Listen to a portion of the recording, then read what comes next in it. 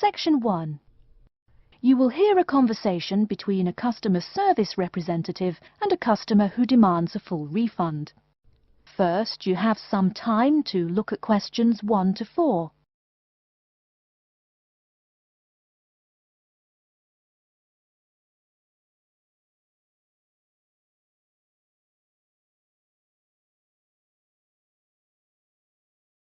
You will see that there is an example which has been done for you.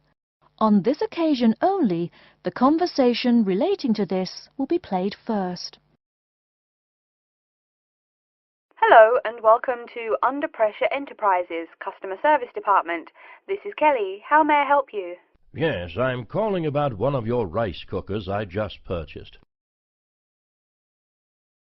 The customer says that he is calling about one of the rice cookers he just purchased. So, rice cooker has been written in the space. Now we shall begin. You should answer the questions as you listen, because you will not hear the recording a second time. Listen carefully and answer questions 1 to 4. Hello and welcome to Under Pressure Enterprises Customer Service Department. This is Kelly. How may I help you?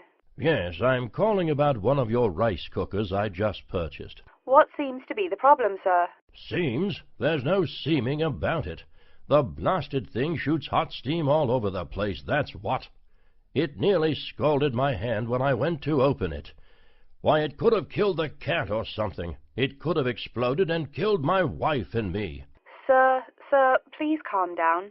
As long as the steam escapes the cooker, it won't explode. So you're telling me there's no problem? Are you calling me a liar? Sir, no one is calling you a liar. Yes, so I demand a full refund. Under Pressure will be happy to refund your money, sir. Now, I just need some basic information. Okay. Sorry, I do tend to get a little hot under the collar. My wife tells me to slow down. So, what do you need to know? Sir, don't worry. I just need to ask you the model number of the cooker.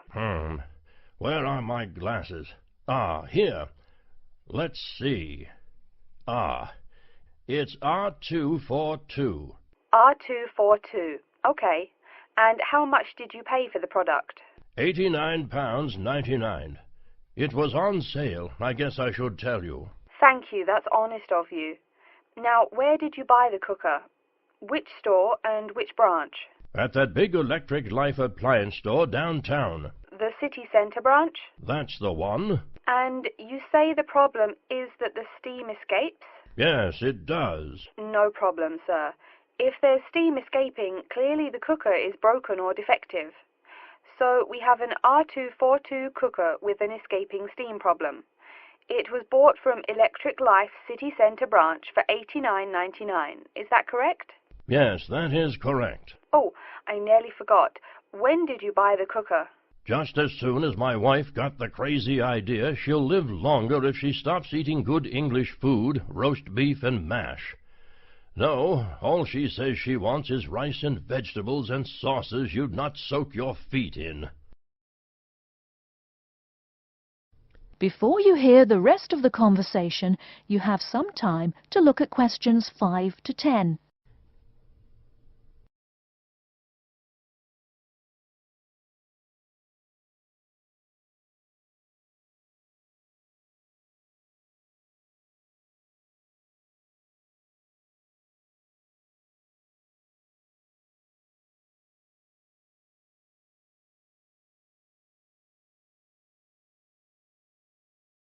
Now listen and answer questions 5 to 10. Sir, when did you buy it? Oh, there I go again. Let's see. We bought it just 6 months ago. We hardly use it either. But 6 months? Is that too long? I mean, for the warranty? Very well. That's well within the warranty period. Now, what's your name and address? Name and address? What for? Sir, it is company policy. If you want your money, you must inform me. Money, you say?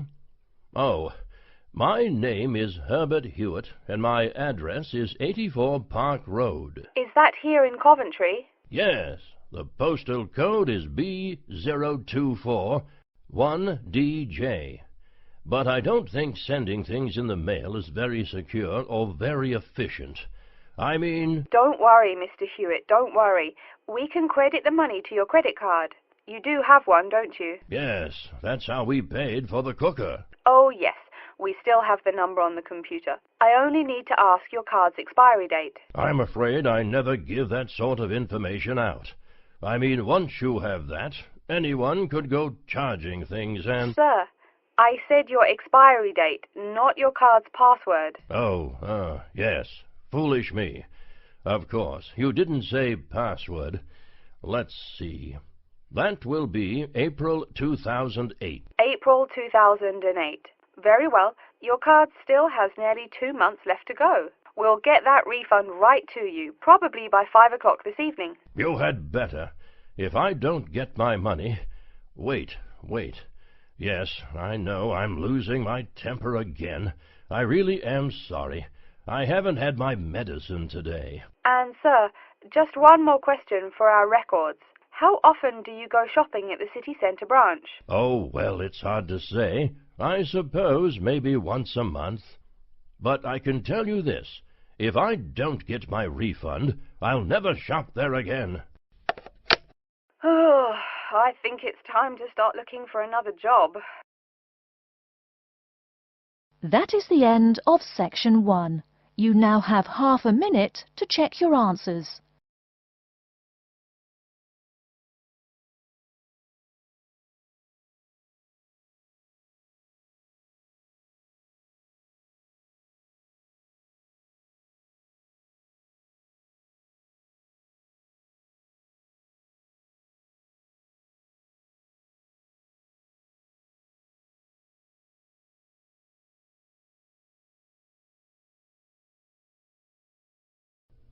Now turn to section 2.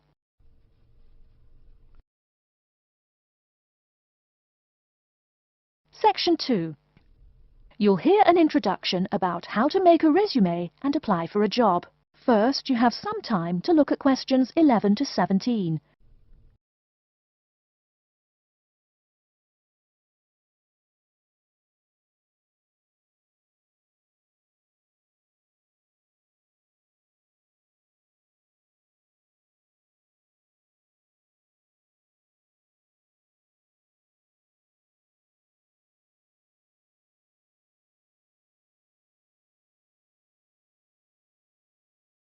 Now, listen carefully and answer questions 11 to 17.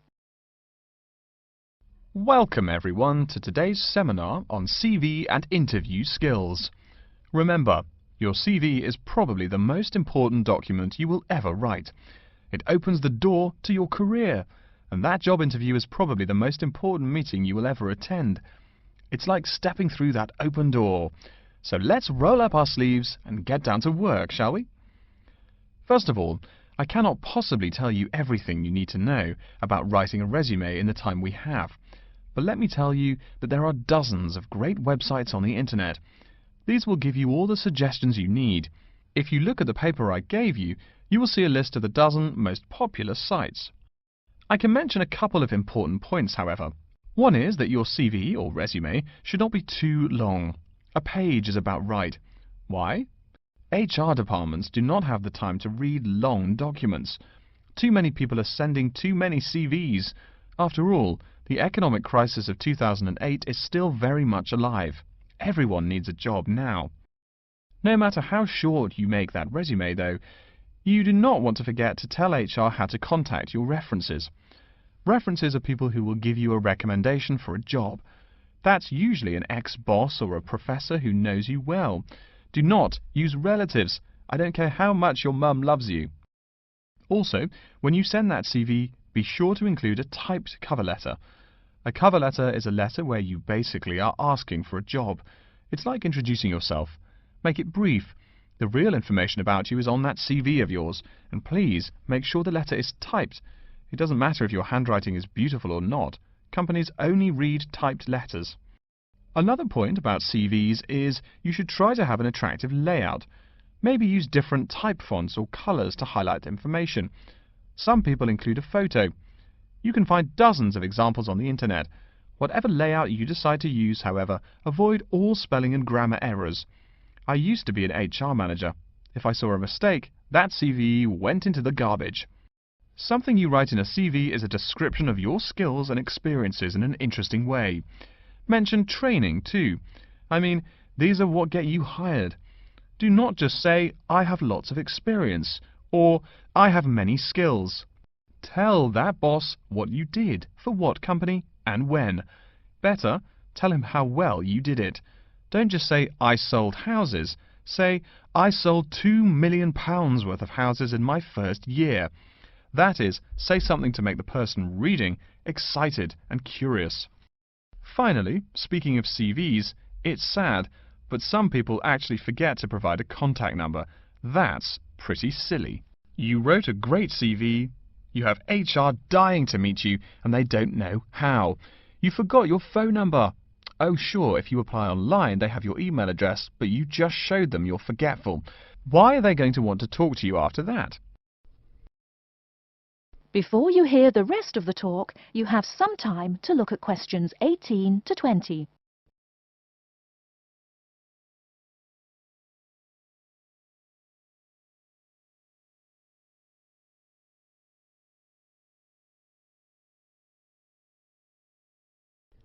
Now listen and answer questions 18 to 20.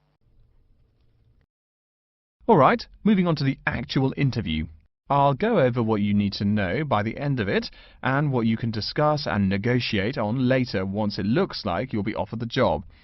First, there's working hours. It's not that necessary to hammer out the hours off the bat, especially since it's easy to come off as lazy when the first thing you bring up is how much you're going to have to work. You can also find out more about possible promotions later on. It is important, however, to get a feel for how much you'll be paid. You should make sure the salary range is commensurate with what you're worth, and if you're not, you can move on to better opportunities. Being sure you're going to make what you want to live on is much more important than issues like your pension. You're all so young that your pension is not going to matter for quite a long time. You should find out about what skills you must know for the job and what they'll teach you. In addition, if the company will provide training, you should find out how long the training period is and whether it is paid. Beware of any jobs that want you to train for a long time without appropriate compensation. Speaking of compensation, find out about holidays as well.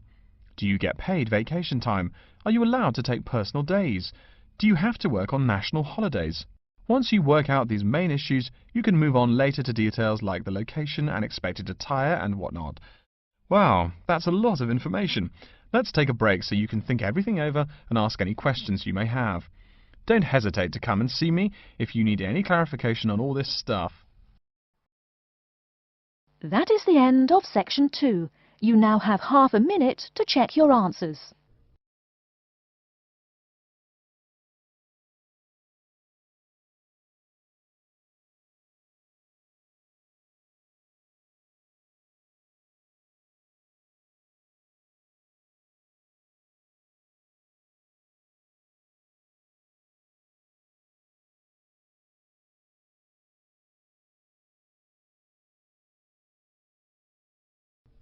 Now turn to section 3.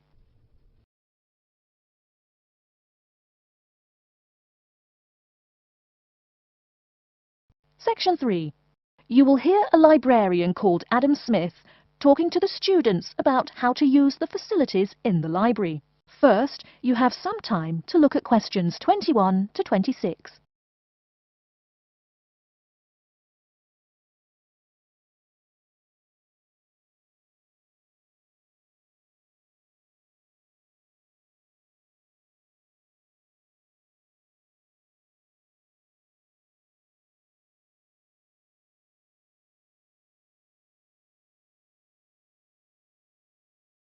Now listen carefully and answer questions 21 to 26.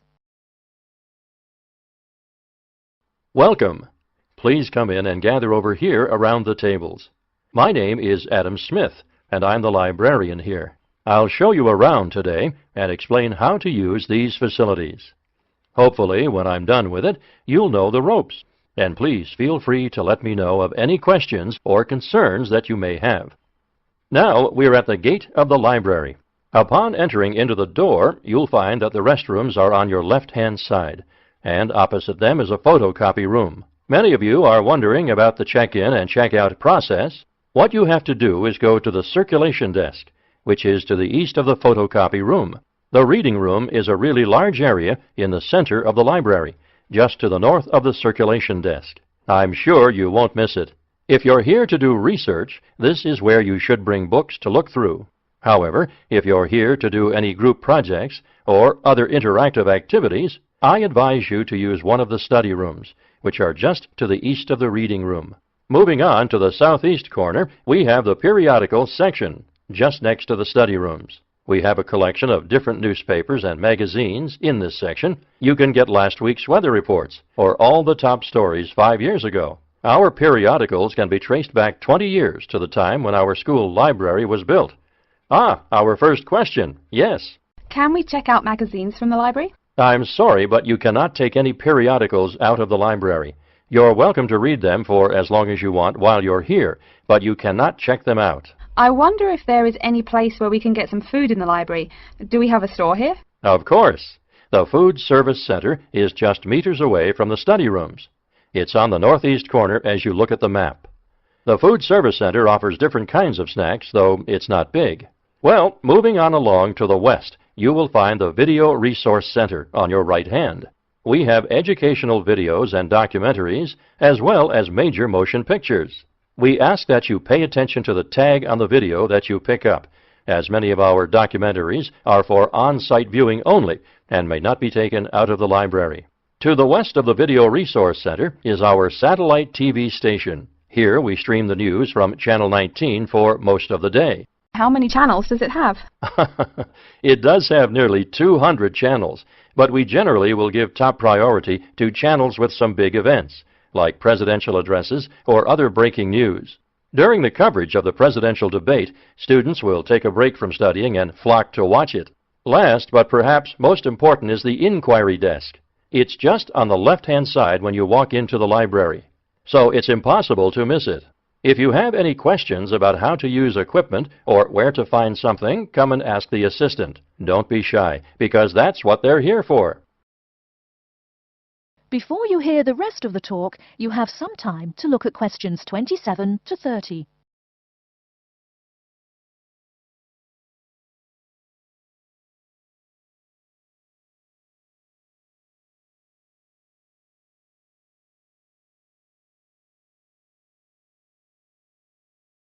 Now listen and answer questions 27 to 30. Speaking of questions, one of the questions we get asked is how to actually check out a book once a student has picked one out. If it's a fiction or non-fiction book, look for the pink and yellow checkout card inside the back cover of the book. You can also find information about the book on these cards, including its publishing date, genre, ISBN, and a log of dates it's been checked out before. Present this card to me or any library assistant, and we'll stamp it, and then the book can be kept for 3 weeks. You can find general information on a field of study by using one of our subject guides. We have them on paper here, but any of our computers will allow you to search within fields as well. What if the library doesn't have a resource we're looking for? Great question. I'm going to address that. Our library is a network with a number of other universities in the area, so if there is something you're looking for and it's available somewhere in the area, we'll be able to get it for you. However, there are universities which are not part of the network, so we do not share resources with them. If you want more information about the library and its resources, you'll find it in a labeled blue folder on my desk in the Enquiry section. Okay, so that's a lot of information all at once, and I don't expect you to remember it all. The most important thing is please be respectful of the staff, and if you need help with anything at all, come and ask me or one of the assistants. All right. Any questions? That is the end of section 3. You now have half a minute to check your answers.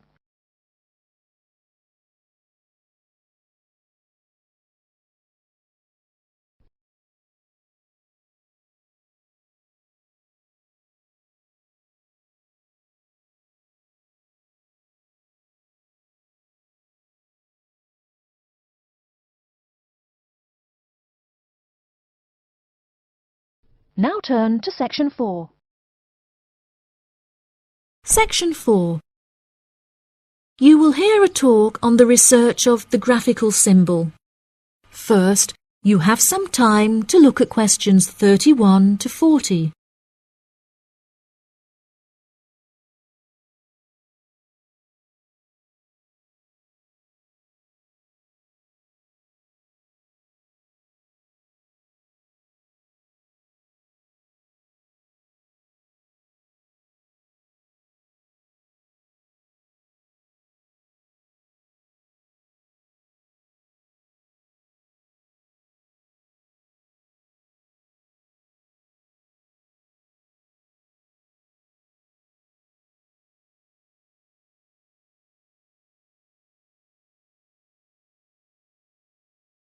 Now listen carefully and answer questions 31 to 40. Good morning, everyone. Today I'm going to talk about the graphical symbol. A graphic symbol is a written symbol that is used to represent speech, such as those used in the Greek alphabet. The term graphic symbol encompasses anything from the logographs used in Egyptian hieroglyphic writing to ancient Chinese pictograms. Early symbols were based on pictographs and ideograms before they were developed into logographic writing systems. These systems are still in use in some non-literate cultures in Africa, the Americas, and Oceania. Indeed, elements of pictography are still found in modern Chinese characters, and it is often an interesting exercise to trace the origins of some Chinese characters. Pictographs remain in common commercial use today as signs, instructions, or statistical diagrams. Road signs and public toilet signs, and even flat pack assembly instructions utilizing pictures, are considered pictographic. Ancient graphic writing systems provide researchers with a wealth of knowledge about past civilizations. In 1799, one of the most important historical discoveries was made by accident when members of Napoleon's expedition to Egypt found a stone in Rosetta that exhibited 3 different scripts. The stone, now known as the Rosetta Stone, was studied in significant depth by scholars and was first deciphered by Frenchman Jean-François Champollion in 1822. He was able to correctly determine the phonetic values of the symbols, and later research has confirmed his findings. In many of these symbols, lines are used to portray a multitude of meanings, and knowledge and understanding of these lines holds the key to comprehension of graphic writing systems. A key moment in the history of communication was the invention of the camera obscura, or camera. Although the concept can be traced back to the 5th century BC Chinese philosopher Mo Ti, the first photographic image was ultimately created in 1826 by Joseph Nicephore Nicephh. Photography, as it was later known, enables researchers to piece together and better understand history. Today, photography forms a huge part of everyday life, and most publications contain a vast number of photographs. Photography is used in advertising and is now becoming a way to increase awareness of existing world issues. For example, animal welfare charities are increasingly using photography to advertise animals that are at high risk of endangerment. Charity workers are sometimes flown to far-flung locations to document the suffering endured by high-risk animals in an attempt to raise human awareness of their consumption activities and how they impact others. One recent high-profile campaign was undertaken by attaching a camera to the foot of a bird in order to obtain photographs of the animals in their natural habitats and understand how often they come into contact with human waste. A soon-to-be-released documentary about the suffering of animals on Midway Island shows the full extent to which human consumption is harming animals thousands of miles away from us.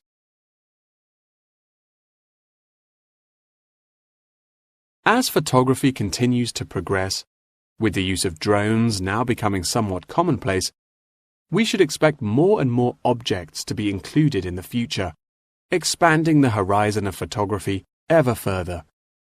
Indeed, the downward pressure on traditional media prices means that media companies are being forced to get creative on how to make a profit. Many have found that the answer to this lies in advertising, and companies are now willing to devote a large portion of their budgets to advertising in newspapers. By the same token, marketing has become an essential part of a company's business model, often meaning the success or failure of a company. As a result, much time and money has been pumped into the development of effective branding, with attractive packaging playing a large role in this. However, many governments are now seen to be cracking down on marketing and packaging in an attempt to protect consumers from being misled. In particular, tobacco companies are now subject to ever-increasing regulation. For example, in the United Kingdom, legislation is soon to pass preventing any form of branding or differentiation on cigarette packaging in efforts to curb the harmful effects of smoking. Finally, one must not forget the fundamental role that graphic writing systems have had to play in mathematics. Graphs, icons, and diagrams often form the very basis of these branches of academia. Indeed, one needs to look no further than chemistry's periodic table to see a perfect example of graphic writing systems in use today. That is the end of section 4. You now have half a minute to check your answers.